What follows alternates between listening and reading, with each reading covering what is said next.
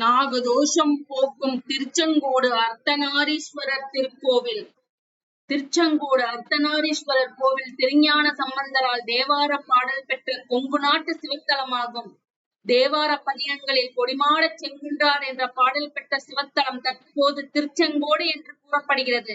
இறைவனுக்கு அர்த்தநாரீஸ்வரர் என்ற பெயரும் அம்பாளுக்கு பாகம்பெரியாள் என்ற பெயரும் வழங்கப்பட்டு வருகிறது. செங்கோட்டு வேலவர் எனப்படும் முருகனுக்கு தனி சன்னதி அமைந்துள்ளது. இத்தலம் அமைந்துள்ள மலையானது ஒரு புறம் பார்க்கும் பொழுது ஆணாக தோற்றமளிக்கிறது, வேறு இடத்தில் பெண் போல தோற்றமளிக்கிறது. இத்தலத்தின் தீர்த்தம் தேவ தீர்த்தம். இத்தலம் மரமாக இலப்பை மரம் உள்ளது. இது விரண்மிண்ட நாயனார் அவதார தலமாகும்.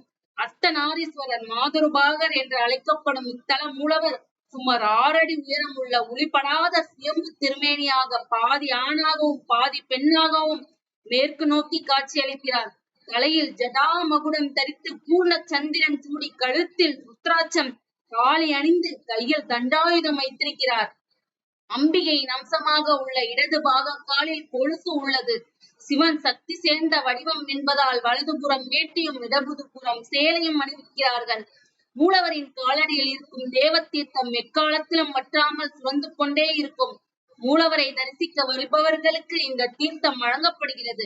வைகாசி விசாகத்தன்று இவருக்கு திருக்கல்யாண வைபவம் நடக்கும். அப்போது அர்த்தநாரீஸ்வரருக்கு அர்ச்சகர்கள் தாலி அணிவிப்பார்கள்.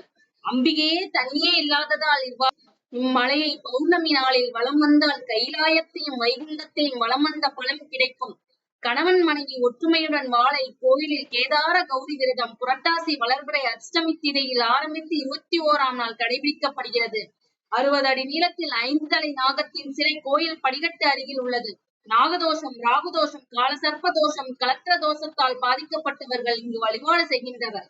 நாகத்தின் அருகே அமைந்துள்ள 60 படிக்கட்டுகளை சத்திய படிக்கட்டு என்பர். பல வழக்குகள் இந்த படியில் தீர்க்கப்படுகிறது. நம்ம எல்லாரும் ஒரு முறையாவது இந்த கோயில போய் தரிசனம் பண்ணிட்டு வரணும். நம்ம எல்லாருடைய வாழ்க்கையும் மகிழ்ச்சியானதாக மாறும். நம்ம தமிழ் கடவுள் சேனலை சப்ஸ்கிரைப் பண்ணுங்க. உங்களோட சப்போர்ட் எப்பவும் வேணும். நன்றி.